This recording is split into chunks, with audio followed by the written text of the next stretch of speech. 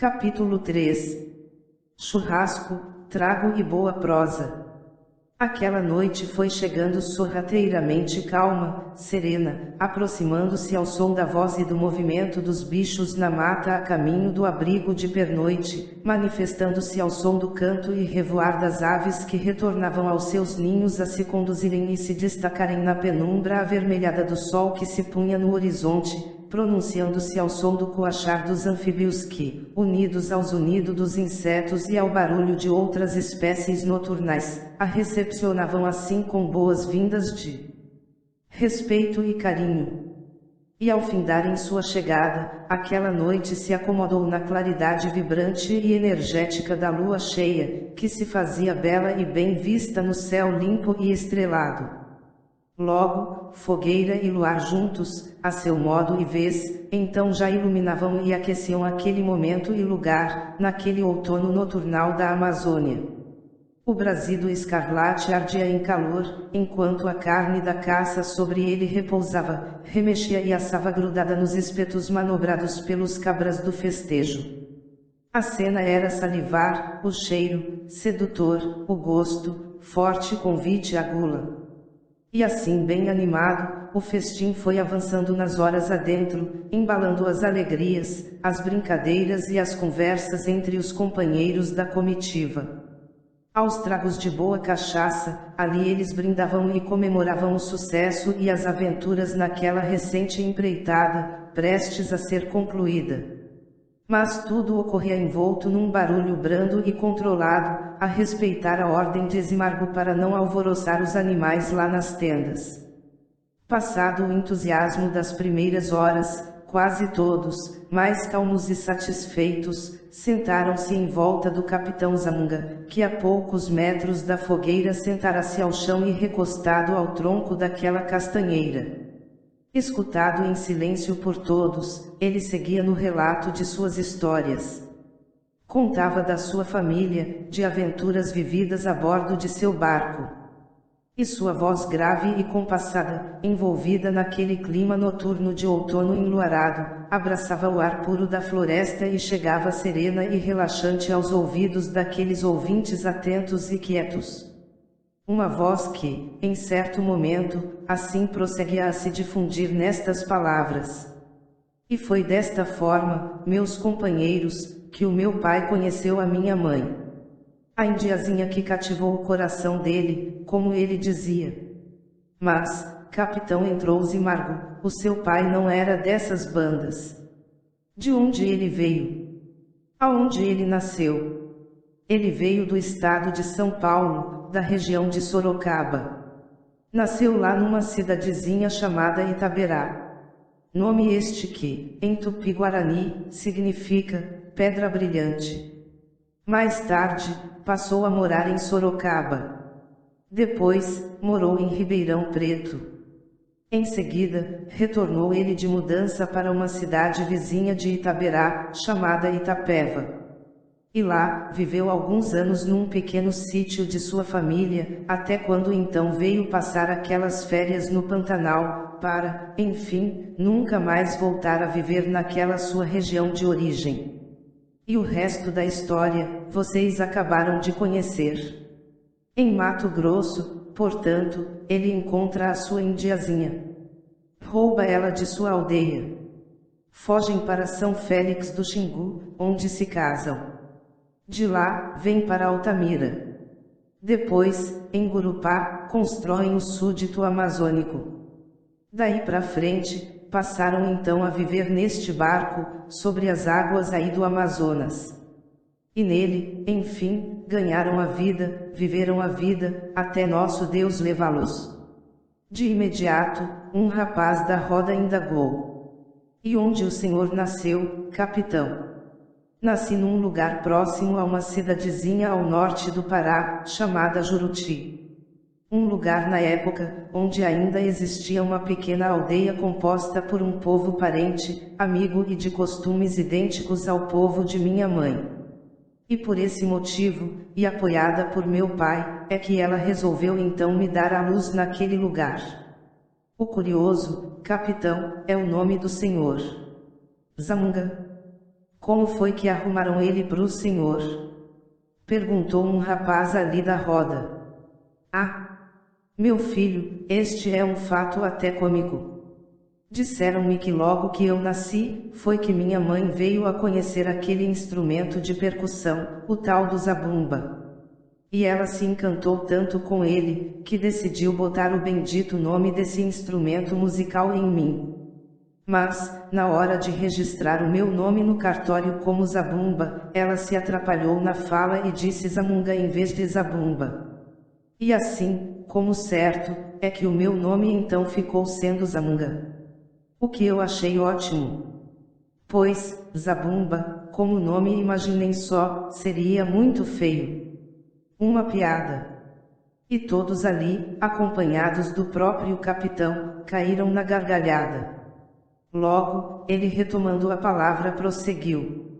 Mas, naquela aldeia em que eu nasci, o mais interessante mesmo, meus companheiros, foi o que lá ocorreu alguns anos depois do meu nascimento, quando o povo da aldeia de minha mãe foi pressionado e praticamente expulso de sua terra, lá no Mato Grosso, e sofreu uma triste dispersão. Uma parte do povo dessa aldeia aceitou e se adaptou na nova área demarcada pelo governo, e lá permaneceu. Mas outra parte acabou se espalhando pelas cidades e se alojou nas periférias, enfrentando humilhações, preconceitos e dificuldades jamais por eles imaginadas. Mais tarde, enfim, talvez por força do destino, os pais de minha mãe e alguns outros deste seu povo emigraram para o Pará, e vieram, justamente, pedir refúgio ao povo da aldeia amiga e irmã lá de Juruti, onde nasci.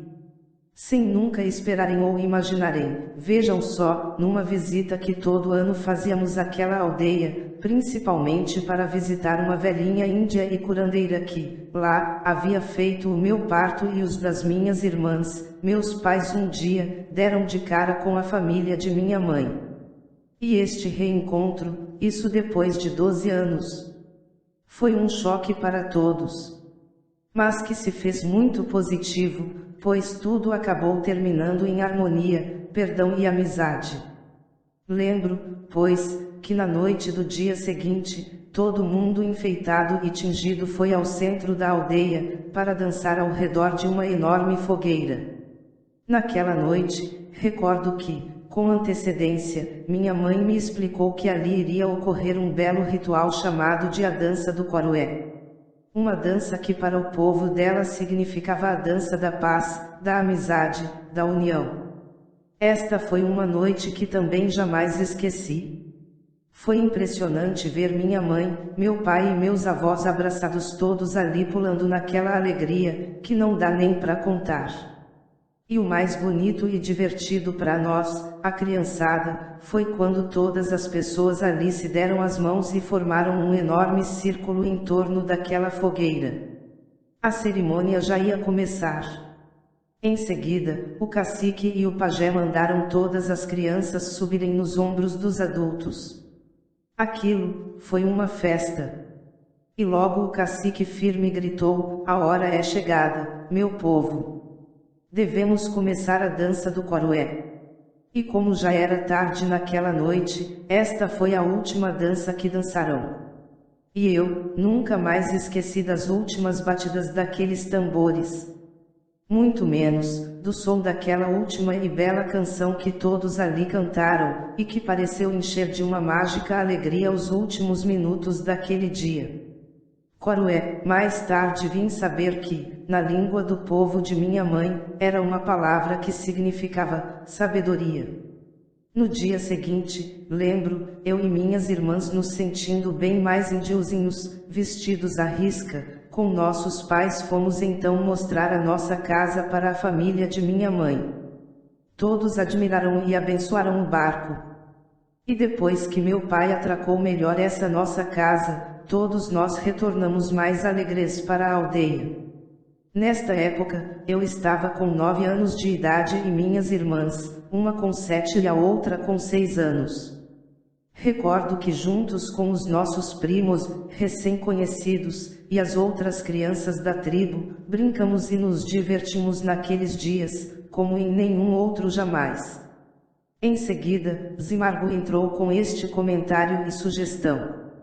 Como o senhor sabe, capitão, o meu pai sempre comentava comigo das histórias que ele sabia sobre sua família. E me lembro, ele contava muito era de uma passagem que se deu quando da morte de sua mãe, capitão. Que tal o senhor contar ela para nós? Zamunga, cabisbaixo, num ar meio tristonho, começou. Esse foi um momento muito difícil para nós. Até é difícil falar sobre ele. Mas tudo bem, Zimargo. A morte faz parte da vida, e todo ser que abraça a vida caminha e deve se preparar para um dia também abraçar a morte. E desta, ninguém escapa. E após alguns segundos de reflexão, levantou a cabeça, respirou fundo e, num pique mais sereno, continuou: eu estava com 25 anos quando a minha mãe faleceu. Isso foi numa época em que uma doença, a tal da malária, estava matando muita gente aqui por esta região. O meu pai e a minha mãe eram muito prestativos, viviam sempre querendo ajudar aquelas pessoas que precisavam de auxílio, ao longo deste grande Amazonas. E aquele período foi muito duro para todos, lembro. Era triste ver aquelas pessoas, à margem do rio, gritando por socorro ou chorando a morte de seus parentes, amigos, conhecidos. Pessoas que morriam de um mal que não sabiam de onde vinha, nem de como se defender dele. Recordo que em nosso barco meu pai e minha mãe, sempre com muita boa vontade, transportavam aqueles curandeiros e curandeiras para lá e para cá, na tentativa de socorrer e salvar aqueles doentes. Eles visitavam aquelas famílias, ajudavam como podiam, partilhavam dos sofrimentos delas. No fim, a minha mãe também acabou pegando aquela doença e morreu. Mas, foi uma vida que perdeu a vida, tentando salvar outras vidas. E logo que ela ficou doente e caiu de cama, o meu pai, às pressas, então me mandou ir buscar os meus avós e parentes lá em Juruti. E nesta viagem, que levou alguns dias e que seguiu floresta adentro a cortar caminho, quem me conduziu como um guia e me acompanhou como um verdadeiro companheiro, foi o pai do Zimargo. Ele era um grande caçador, muito amigo meu. E conhecia, nas palmas de suas mãos, as trilhas que no meio da mata nos levariam mais rápido ao povo de minha mãe. Nestes dias, em que a angústia e o medo tomaram conta do meu coração, naquelas trilhas eu corri feito um louco e o pai de Zimargo me acompanhou, sem esmorecer. E nós só parávamos quando o cansaço de vez tomava conta do corpo e a escuridão da noite não mais permitia a nossa caminhada. Quando chegamos ao povoado e demos a notícia do ocorrido, todos ficaram abatidos. E as pessoas daquela aldeia que se prontificaram a nos acompanhar no nosso retorno, juntos com os meus avós, lotaram quase 10 canoas. Por fim, depois de um bom tempo de remo sobre as águas do Amazonas, lá já estávamos de volta ao ponto de partida, onde minha mãe já se encontrava moribunda. Mal deu tempo para nos despedirmos dela. Mal deu tempo de ouvirmos a sua doce voz pela última vez, e seus olhos e boca então se fecharam, para nunca mais se abrirem novamente. E isso aconteceu numa tardezinha, e durante aquela noite muita gente da redondeza veio para ver o corpo da minha mãe, ali velado a bordo de nosso barco. Na manhã seguinte, os meus avós e mais alguns outros do povo deles prepararam tudo para o sepultamento de minha mãe. Eles abriram assim uma pequena clareira ao redor de uma árvore próxima à margem do rio e, em torno dessa árvore, prepararam uma fogueira e fizeram uma cova. Depois voltaram ao barco e anunciaram o enterro de minha mãe. Por esse tempo as horas já passavam do meio-dia. Alguns minutos depois, eles trouxeram o corpo para fora do barco, levaram ele junto ao pé daquela árvore, onde, ao lado daquela cova, colocaram ele sobre um tapete que minha avó havia estendido no chão. Em seguida, minha avó começou a tirar toda a roupa que cobria o corpo de minha mãe, enquanto o meu avô acendia aquela fogueira.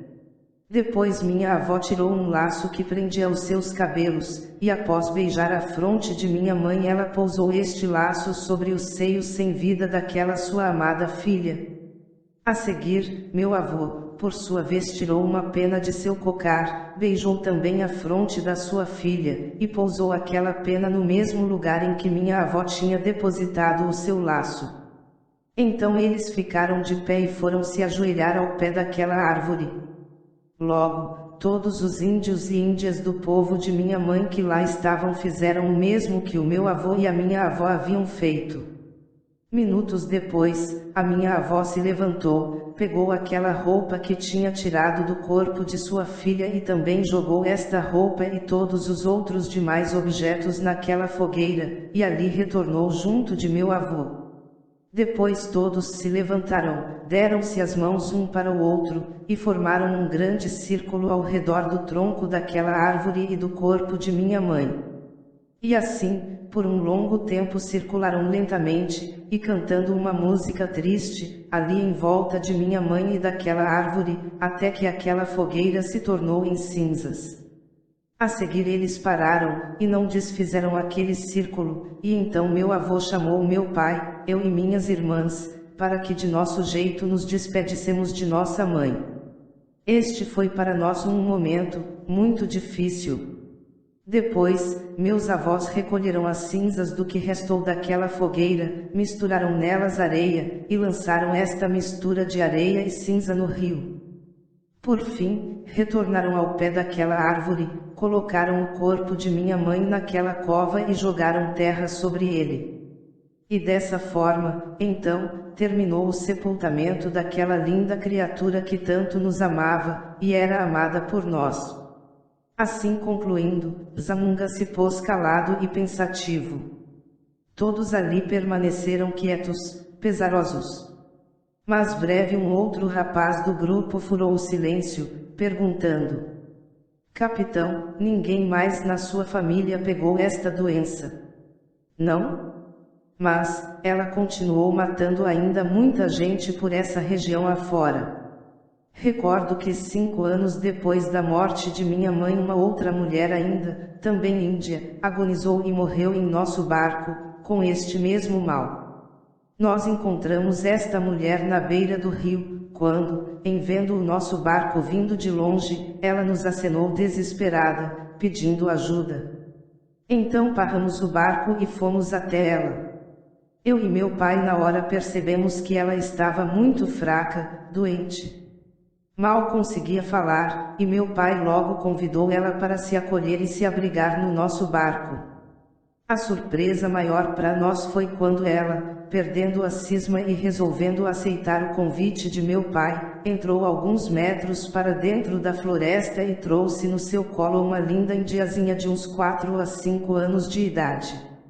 Aquela molequinha era sua filha, completamente sadia, cheia de vida. Mais tarde, já mais calma, alimentada e melhor acomodada, aquela mulher, mesmo com dificuldades para falar, ela nos contou a sua história. Uma história comovente. Mas alguns dias depois ela, piorando e vendo que ia morrer, chamou meu pai e a mim e pediu para que cuidássemos de sua filha. E antes de morrer, lembro, ela tirou de seu pescoço um colar e o colocou no pescoço da menina. Por fim, a índia morreu e a indiazinha, chamada Tiatá, ficou morando no barco com a gente por quase 1 ano.